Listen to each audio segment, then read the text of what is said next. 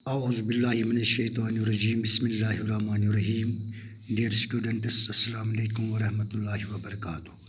پیارے بچوں، آج ہم اپنے ٹاپک یعنی پروز سیکشن سے chapter number 7 the merchant of Venice by Charles Lamb's, اس کو ہم آج اس کی ریڈنگ اور ایکسپلینیشن آج ہم آگے پڑھتے ہیں پیج نمبر 57 سے، پیرا نمبر 1 سے. تو اب آپ اپنی کتاب کا پیج نمبر 57 آپ کھولیے اور پیرا نمبر 1 سے آج ہم اس کی آگے اس کی ایکسپلینیشن اور اس کو ہم ریڈ کرتے ہیں آج. اس سے پہلے کہ ہم پیرا نمبر 1 سے اس کی ریڈنگ دوبارہ یعنی آج شروع کرتے ہیں، تو کل کی جو لاسٹ جو پیرا تھا کل کی کلاس کا، اس کو ہم پھر رپیٹ کرتے ہیں تاکہ آج کے جو پیراز ہیں ان کی ایکسپلینیشن ہم اچھی طرح سے سمجھ سکیں. تو جیسا کہ آپ کو معلوم ہے کہ انٹینیو نے جب شیلانگ سے یعنی 3000 ڈوکیٹس یعنی کی رقم ادھار پر لینے کی اس سے درخواست کی تھی، یعنی اس سے مانگے تھی، تو شیلانگ تو پھر لاسٹلی تیار ہو گیا اس کو دینے کے لیے، لیکن اس نے اس سے کہا کہ میں آپ سے کوئی سود وغیرہ نہیں، یعنی اس نے اس کی دکھلاوی کی، وہاں پر ہمدردی اس سے جتلائی. تو انہوں نے اس سے کہا کہ لیکن آپ کو یعنی کورٹ میں آنا ہے اور وہاں پر ایک چھوٹے سے بانڈ پر آپ کو دستخط کرنا ہے، سائن کرنا ہے، جس میں یہ لکھنا ہے کہ اگر میں مقررہ وقت تک یہ رقم واپس نہیں لوٹاؤں گا تو شیلا کو اس کے جسم سے یعنی انٹینیو کے جسم سے یعنی کسی بھی پارٹ سے جسم کے یعنی 1 پاؤنڈ گوشت یعنی کاٹنے کا حق ہوگا. تو اس کے بعد جو انٹینیو تھا وہ بالکل اس پر رضامند ہو گیا، تو اس نے اس عہد نامے پر دستخط کر دیا، جس پر اس کا جو دوست تھا بیسنیو، وہ اس سے کافی اس کو غصہ آیا، یعنی وہ اس سے ناراض ہو گیا کہ آپ نے اپنے آپ کو جوخم میں یا اپنے آپ کو رسک میں ڈال دیا ہے. لیکن دوسری طرف انٹینیو کو یہ یقین تھا کہ اس نے کوئی جوخم بھرا کام نہیں کیا ہے، اس نے اپنے آپ کو رسک میں نہیں ڈالا ہے. اس کو پکا ارادہ تھا، پورا ارادہ تھا کہ مجھے جو پیسے جلدی مجھے آنے والے ہیں، یعنی اس مال سے جو بکری کے لیے باہر کے ملکوں میں گیا تھا، تو اس کو یقین تھا کہ میں وہ یہ قرضے کے پیسے یا 3000 ڈوکیٹس اس کو اسی میں سے یعنی 3 مہینے گزرنے سے پہلے ہی واپس لوٹا دوں گا. تو اب ہم اس کے آگے آج ہم پڑھتے ہیں کہ پھر جب وہ یہ پیسہ اس سے وصول کرتا ہے تو اپنے دوست بیسنیو کو دیتا ہے، تو بیسنیو بیلمونٹ کی طرف نکل پڑتا ہے یا وہ روانہ ہو جاتا ہے. تو اب ہم آگے اس کی سٹوری کو آگے کنٹینیو رکھتے ہیں. تو پیرا نمبر 1 پر آپ دیکھیے page number 57 per. There he succeeded in winning the hand of Portia, who indeed fell in love with him the moment she saw him and was happy to be asked to marry him. A day was fixed for the wedding. یعنی بیسنیو جب وہاں پہنچ گیا بیلمونٹ، تو وہاں وہ پورشا کا ہاتھ پانے میں کامیاب ہو گیا، جس سے بے شک اسی لمحے اس سے پیار ہو گیا جب اس نے اس سے بیسنیو کو دیکھا. یعنی پورشا نے جب بیسنیو کو دیکھا اور اس کے ساتھ شادی کرنے کے لیے کرنے کے لیے پوچھے جانے پر وہ بہت خوش ہوئی. جب بیسنیو نے اس سے کہا کہ میں آپ سے شادی کی پیشکش کرتا ہوں، تو وہ یہ سن کر خوش ہو گئی. شادی کے لیے اب انہوں نے وہاں پر دن مقرر کر دیا. But the wedding there came a letter from Antonio bringing dreadful news. Antonio's ships had not been seen at sea, and since the 3 months mentioned in the bond had passed. The Jew had filed a suit against Antonio, claiming the penalty of a pound of flesh. Antonio wrote to say that before he died, he wanted to see his dear Bassanio and bid him farewell. When Bassanio was returning to Venice to help Antonio, Portia gave him a ring and asked him to wear it always. Bassanio said he would certainly do so. As soon as he left, Portia sent word to Valerio, a cousin of hers who was a liar, telling him of Antonio's situation and asking for his advice. Valerio quickly sent his advice and also the liar's clothes which Portia had asked for, with these clothes for herself and the clothes of a liar's clerk for her maid. Portia set out for Venice. यानी लेकिन शादी से पहले ही Antonio की तरफ से एक खत आया जिसमें भयानक खबर लिखी थी। एंटोनियो के जहाज़ समंदर में दिखाई नहीं दे रही थी। यानी उस खत में ये लिखा था कि एंटोनियो के जो जहाज़ माल लेकर समंदर पार दूसरे ममालिक में गए थे वो समंदर में दिखाई नहीं दे रही थी। और चूँकि ओहदनामे में मज़कूरा 3 महीने अब बीत चुके थे, इस यहूदी ने यानी शीलॉक ने पौंड गोश्त के जुर्माने का दावा करते हुए एंटोनियो के खिलाफ एक मुकदमा दायर कर दिया था। एंटोनियो ने यह कहने के लिए खत लिखा था कि वो मरने से पहले अपने प्यारे दोस्त बेसनियो से मिलना चाहता था और उसे अलविदा कहना चाहता था।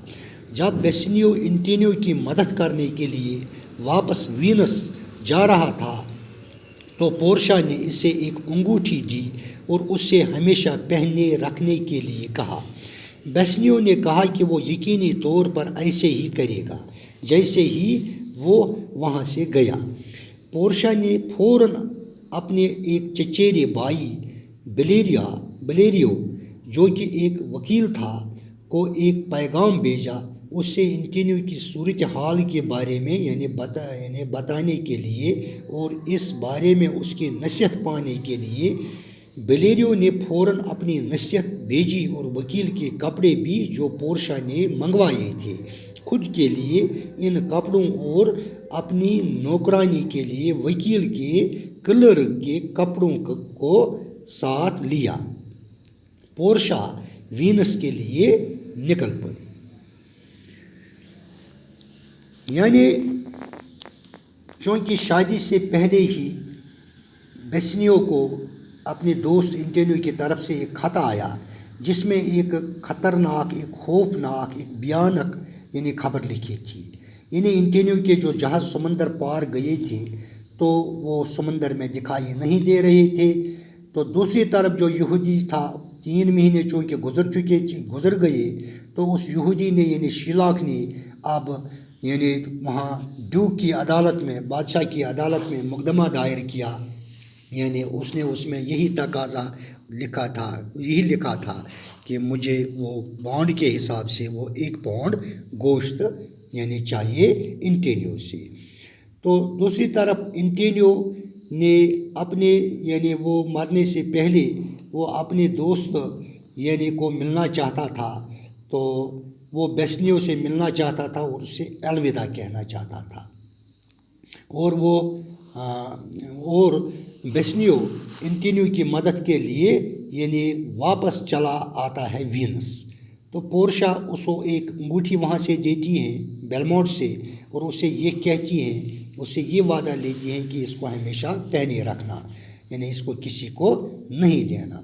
तो जब इस बेसनियो वहाँ से रवाना हो जाता है तो दूसरी तरफ पोर्शा अपने एक चचेरे भाई जिसका नाम वलेरियो होता है, वो एक पेशे से वकील होता था, तो वो उससे पूरी सिचुएशन यानी बताती हैं। यानी उससे वो ख़त के ज़रिए उसमें पूरी डिटेल उसको देती हैं कि जो एंटोनियो के साथ वहाँ पर یعنی واقع ہو چکا تھا، تو اس کے بارے میں اس سے وہ یعنی اس کی مدد یا اس کی نصیحت یعنی اس کی ایڈوائس وہ حاصل کرنا چاہتی تھی، تو وہ دستی اس کو ایڈوائس بھی بھیجتا ہے، اور اس کے علاوہ وکیل کے کپڑے اپنے لیے اور اپنی میڈ یعنی نوکرانی کے لیے کلرک کے کپڑے، تو پورشا وینس کی طرف یعنی وہ نکل پڑتی ہے۔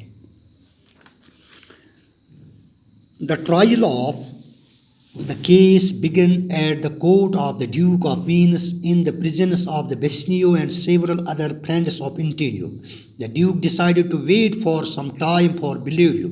Portia dressed herself and her maid Nursia in man's apparel, and putting on the robes of a counselor, she took Nursia along with her as her clerk.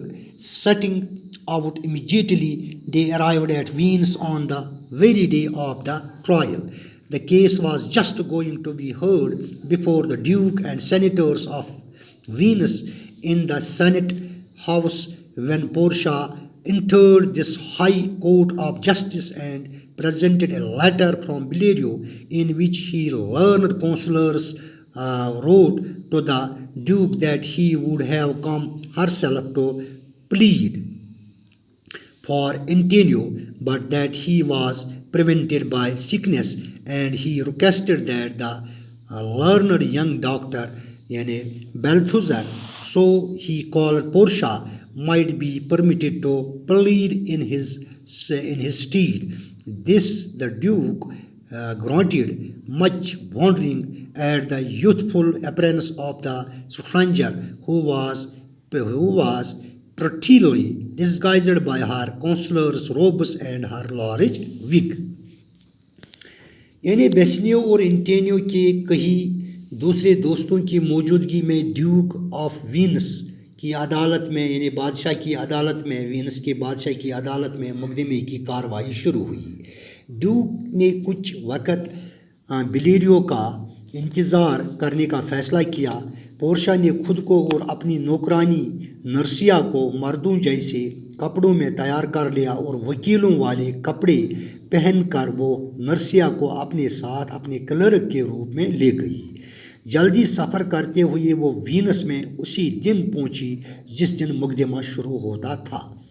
Saint house یعنی قانون ساز مجلس میں مقدمے کی سنوائی سینٹ کارکنوں اور ڈیوک آف وینس کے سامنے یعنی بادشاہ کے سامنے ابھی شروع ہونے ہی والی تھی جب پورشا اس انصاف کی عدالت میں داخل ہوئی اور بلیریو کی طرف سے ایک خط پیش کیا جس میں اس صاحب علم وکیل نے ڈیوک کو یہ لکھا تھا کہ وہ خود انٹینیو کے حق میں وکالت کرنے آیا ہوتا، لیکن اس کی بیماری نے اسے روک دیا تھا، یعنی وہ اس کی طبیعت نہیں ٹھیک سازگار نہیں تھی یا اس کی طبیعت اچھی نہیں تھی جس کی وجہ سے وہ خود نہ آ سکا، اور اس نے ڈیوک سے یہ التجا کی تھی کہ اس کی جگہ پر صاحب علم نوجوان ڈاکٹر یعنی